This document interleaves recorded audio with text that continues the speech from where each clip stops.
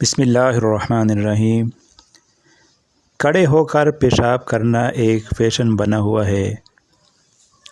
حدیث میں آتا ہے کہ نبی کریم صلی اللہ علیہ وسلم نے فرمایا کہ بیٹھ کر پیشاب کیا کرو، گویا بیٹھ کر پیشاب کرنا سنت ہے۔ لیکن ان مغرب زادہ فیشن پرستوں کو یہ بات کہا بلی لگ سکتی ہے، لہٰذا وہ کھڑے ہو کر پیشاب کرتے ہیں اور بیٹھ کر پیشاب کرنے والوں کو اوور ڈیٹڈ کہتے ہیں، گویا پرانے قسم کے لوگ بیٹھ کر پیشاب کرتے ہیں۔ ایک اور نقصان کھڑے ہو کر پیشاب کرنے کا یہ ہے کہ اس سے پیشاب کے چھینٹے اڑ کر کپڑوں پر لگ جاتے ہیں اور کپڑے ناپاک ہو جاتے ہیں، اور احادیث میں آتا ہے کہ پیشاب کی اس بے احتیاطی کی وجہ سے عذاب قبر ہوتا ہے۔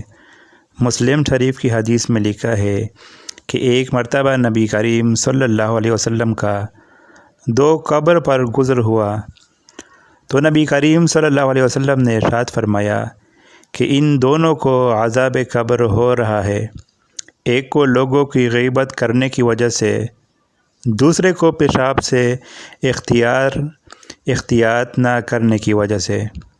فضائل رمضان۔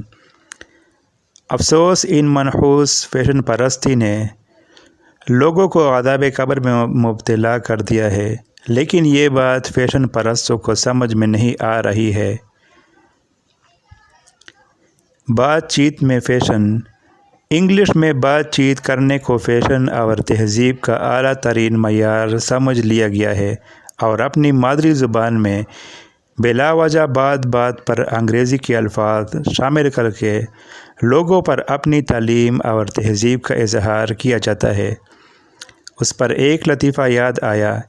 ایک صاحب نے دوسرے صاحب سے کہا، آپ اردو میں انگریزی کے الفاظ بہت بول دیتے ہیں۔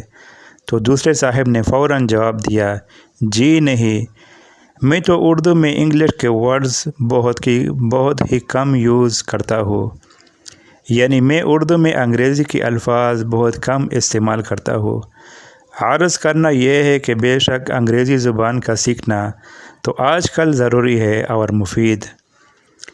دنیاوی لحاظ سے تو اس میں نفع ہے ہی، لیکن دین میں بھی اس کا فائدہ یقینی ہے، کیونکہ دین کی اشاعت میں اس سے بڑی مدد ملتی ہے۔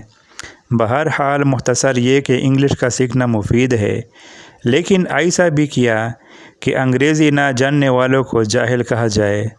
اس قسم کی سوچ کو فوراً ترک کرنا چاہیے۔ فلمی اداکاروں کی نقالی۔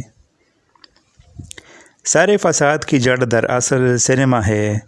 یہی وہ درسگاہ ہے جہاں پر شیطانی تعلیمات کی کلم کلا تبلیغ کی جاتی ہے، اور فیشن کی دلدادہ تفریح کے بہانے اپنی عقل و شعور کو بالائے طاق رکھ کر اور آخرت والی زندگی سے غافل ہو کر ان شیطانی چالوں میں پھنستے چلے جاتے ہیں، اور اس کا انہیں ذرا بھی احساس نہیں ہوتا۔ خود بھی فلم دیکھتے ہیں اور اپنی اولاد کو بھی دکھاتے ہیں۔ بہرحال بچے، بوڑھے، لڑکے، لڑکیاں، مرد، عورت، سب کے سب اسی منحوس لعنت میں گرفتار ہے۔ اس خبیث عادت کی وجہ سے سینکڑوں اور ہزاروں نقصانات ہو رہے ہیں۔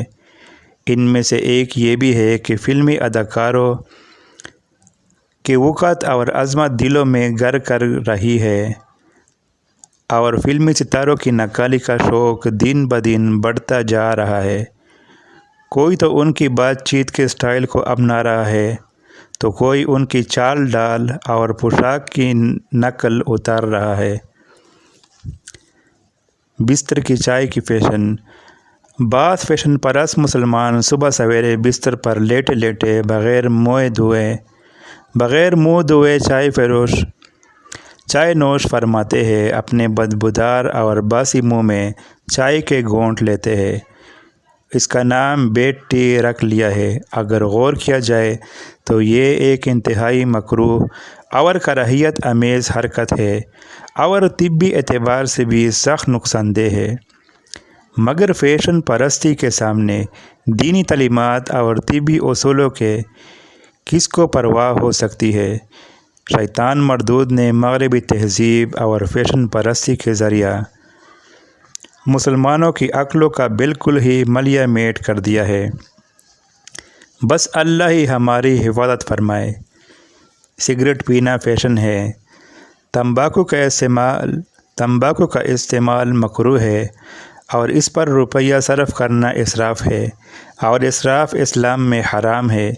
मज़ीद ये कि तंबाकू को हमेशा इस्तेमाल करना कबीरा गुनाह है, जैसा सगीरा गुनाह को हमेशा करने से कबीरा हो जाता है। लेकिन हमारे मुसलमान भाइयों का हाल ये है कि तंबाकू का इस्तेमाल कसरत से करते हैं। कोई सिगरेट पीता है तो कोई सिगार, कोई बीड़ी पीता है तो कोई चिट्टा, और हर एक में तंबाकू ही होता है। पता नहीं क्या अच्छा नज़र आता है। ऐसा मालूम होता है जैसे किसी फैक्ट्री की चमनी से धुआं उठ रहा है। मज़ीद ये कि जब एक बार फैशन समझकर सिगरेट वगैरह का इस्तेमाल शुरू कर दिया जाता है तो इतनी ज़्यादा आदत हो जाती है कि इसका छोड़ना तकरीबन नामुमकिन हो जाता है। इधर तिब्बी नुक्ते नज़र से डॉक्टरों और तबीबों का ये मुतफ़िका फ़ैसला है कि सरतान यानी कैंसर जैसे मुहलिक बीमारी की कई वजूह में से एक तंबाकू का इस्तेमाल भी है।